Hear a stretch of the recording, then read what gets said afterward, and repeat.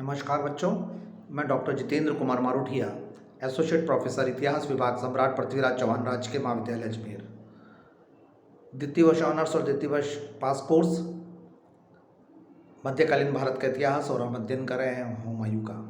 आज 3 विभिन्न चरणों में अलग अलग विषयों पर हम लेंगे। अफगानों के साथ हुमायूं का संपर्क रहा और किस तरीके से उनको पराजित होना पड़ा, उस बात पर तो हमने चर्चा की। चौसार कन्नौज के युद्ध पे हुमायूं के चरित्र के बारे में सूक्ष्म अध्ययन करेंगे। हुमायूं का बहादुर शाह के साथ एक बहुत घटनाक्रम जुड़ा रहता है और कहा जाता है कि अकबर ने बाद में इस घटनाक्रम को सुना और उसने बहुत बड़ा सबक लिया और संभवतः इसलिए उसने अपनी एक विशेष राजपूत नीति भी निर्धारित की, ऐसा माना जाता है। मालदेव के साथ भी इसके संबंध थोड़े समय के लिए किस प्रकार रहे, संपर्क में आए, क्या हुआ, उससे भी अकबर ने सबक लिया, ऐसा माना जाता है और लिखते भी हैं। यहाँ तक कि तत्कालीन फारसी इतिहासकारों ने भी इसको कोट किया है। अब बात आती है बहादुर शाह गुजरात के शासक की। हुमायूं के साथ बहादुर शाह का घटनाक्रम बड़ा रोचक रहा, लेकिन हुमायूं का यह पीरियड, यह अंतराल बड़ा, हमने कल बताया था कि हुमायूं का पहले महमूद लोदी पर आक्रमण होता है, फिर 1532 में वह चुनार का घेरा डालता है और 1537 में चुनार का दूसरा घेरा डालता है। 1538-39 में चौसा का युद्ध होता है और 1540 में बिलग्राम का युद्ध होता है और फिर उसको देश से बाहर जाना पड़ता है। ये हुमायूं का रहा। 1532 में चुनार के पहले घेरे से लेकर चुनार के दूसरे घेरे तक, यानी शेरशाह के विरुद्ध दूसरे अभियान के बीच के घटनाक्रम में गुजरात के शासक बहादुर शाह के साथ में हुमायूं का संपर्क हुआ और ये राजनीतिक घटनाक्रम के बारे में आज हम थोड़ा अध्ययन कर रहे हैं। हम जानते हैं कि एक बहुत समझदार व्यक्ति हुमायूं के 1532 में रायसीन के दुर्ग पर बहादुर शाह ने आक्रमण कर लिया, अधिकार कर लिया था। 1533 में उसने चित्तौड़ को पराजित भी किया था और एक शक्तिशाली रिक्त का गठन भी कर लिया था। हुमायूं के विरुद्ध विद्रोह करने वाले मोहम्मद जमान जो थे, उनको बहादुर शाह ने शरण दी थी। हुमायूं के साथ बहादुर शाह का पहला ही लिंक हुआ था। हुमायूं के अनुरोध करने पर भी बहादुर शाह ने छोड़ने से इनकार कर दिया मोहम्मद जमान को। बहादुर शाह के विरुद्ध सैनिक अभियान की स्थिति जब बनती है, जब बहादुर शाह ने 1534 में चित्तौड़ पर दूसरी बार घेरा डाला, आक्रमण किया और बड़ी सेना लेकर निकला। ठीक इसी समय में चित्तौड़ के शासक विक्रमादित्य की माता कर्मणी ने हुमायूं को राखी भेजी और ये संदेश कहा कि वे मदद करने के लिए आए। जब हुमायूं सेना लेकर चित्तौड़ की तरफ बढ़ ही रहा था तो बहादुर शाह ने संदेश दिया कि वे एक मुस्लिम है और एक हिंदू के विरुद्ध कर रहा है, और उसने अपने इस आक्रमण को जिहाद का नाम दिया और हुमायूं को एक तरीके से सांप्रदायिक रूप से या संप्रदाय के हिसाब से देखकर धर्म के रूप में ब्लैकमेल कर दिया, उसकी बन गया। हुमायूं इस निर्णय को नहीं समझ पाया कि इतना बड़े दिल्ली के पास में राज करता है और राजपूताना में राजपूत शक्ति है, उससे सहानुभूति लेने का अवसर हो जाएगा। बहादुर शाह भविष्य में उनका कितना काम आ पाएगा, ये एक गर्भ में है। हुमायूं इस अवसर को खोया और उसने, जब उसे समझ में आया, वह मांडू की तरफ चला गया। जब उसे समझ में आया तो वह लौटा, लेकिन तब तक मार्च 1535 तक चित्तौड़ की पूरी तहस नहस कर चुका था, चित्तौड़ पर पूरा अधिकार कर चुका था, लूटमार कर चुका था बहादुर शाह। अब हुमायूं ने उसका पीछा किया, लेकिन तब तक स्थिति बहुत थी और 1535 में बहादुर शाह जब हुमायूं को पीछा करते हुए देखा तो वह मांडू के दुर्ग की तरफ भाग गया और वहाँ शरण ली।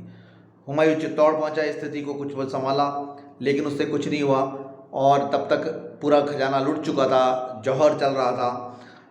हुमायूं ने मांडू के दुर्ग पर अधिकार किया पीछे भागते हुए और वह चंपानेर की ओर भाग गया बहादुर शाह।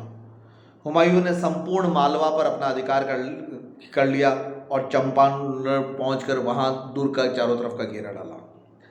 चंपानेर और अहमदाबाद पर भी हुमायूं का अधिकार हो गया और ये घटनाक्रम 200 सैनिकों के साथ उन्होंने बाढ़ डाला और वहीं से कैम्बे द्वीप की तरफ बहादुर शाह चला गया। अंततः सुनने में ऐसा आता है कि वहीं पर उनकी मृत्यु हो गई। गुजरात के इस पूरे स्थान पर यानी चंपारण और अहमदाबाद इस स्थिति को हुमायूं ने पूरे अपने हाथ में किया। और इख्तियार खां जो बहादुर शाह का प्रतिनिधि था, जो अपनी सेना को बहादुर शाह की अनुपस्थिति में संगठित करके हुमायूं को चुनौती प्रस्तुत कर रहा था, उन्होंने हुमायूं के सामने आत्मसमर्पण कर दिया और इमाद उल मुल्क को उसने सत्ता सौंप दी। इमाद उल मुल्क ने भी सेना इकट्ठा करके बहादुर हुमायूं को चुनौती प्रस्तुत की और अंततः उसे अक्टूबर 1535 में पराजित करके हुमायूं ने चंपानेर और गुजरात पर अधिकार कर लिया। अब आया कि हुमायूं किस प्रकार से पीछा करे, बहादुर शाह का पूर्ण खत्म करे। गुजरात विजय के बाद हुमायूं ने यह निश्चित कर लिया था कि वे बहादुर शाह का पीछा किए। मैं इसलिए ये बात बता रहा हूँ कि देखो इस घटनाक्रम का आगे हुमायूं के व्यक्तित्व से कितना बात जुड़ी हुई है। बहादुर शाह का दमन करने के लिए वे ड्यू द्वीप भी गया, लेकिन जब उसको इतनी सफलता मिल गई अहमदाबाद, चंपानेर, मांडू, मालवा, तो वह यहीं पर रंगरेलियों में व्यस्त हो गया। और ये घटनाक्रम हम बता रहे हैं 1535 के अंतिम की। इसी समय उसने अपना ये भाग जो है कार्य अस्करी को दे दिया। गुजरात और मालवा हुमायूं के हाथ से वापस निकल गए। जब हुमायूं दूसरी तरफ 1536 में तैयारी करना शुरू करता है, बिहार की तरफ अपना ध्यान लगाता है और अस्करी वहाँ पर शासन व्यवस्था नहीं दे पाता है, तो इसी समय में बहादुर शाह ने और वहाँ के दुर्ग रक्षक जो थे तारदी बेग, उसकी मदद से वापस जीत लिया और हुमायूं के हाथ से गुजरात और मालवा निकल गया। यहाँ पर मल्लू खां जो थे उन्होंने तो मालवा हाथ में ले लिया था और जो गुजरात का हिस्सा था वो बहादुर शाह के पास आ गया था। हुमायूं की इस अभियान की असफलता के कारण थे, पहला, गुजरात चित्तौड़ के समय से ही उसका निर्णय गलत था। बहादुर शाह एक सफलता हासिल कर चुका था और उसको सैनिक प्रबलता थी, चित्तौड़ में लूटमार की थी। मांडू और चंपानेर पर अधिकार करके हुमायूं मालवा और गुजरात की जनता के जो थी उसके सहानुभूति नहीं जीत पाया। कारण ये था कि गुजरात में बहादुर शाह बड़ा प्रसिद्ध था और आम जनता का समर्थन उसको था। गुजरात करने के बाद में जो मालवा और चंपानेर जो उन्होंने हुमायूं जीता, उसके बाद में रंगरेलियों में व्यस्त हो गया। अस्करी उसका भाई था जो था वह धोखेबाज निकला। वहाँ के लोकल दुर्ग रक्षक थे वो सब बहादुर शाह से मिले हुए थे। हुमायूं ने बहुमूल्य समय भोगविलास में लगाया, अस्करी भोगविलास में बिताया। अस्करी ने प्रशासनिक व्यवस्था नहीं दी, गुजरात में किसी प्रकार का वो नहीं गया।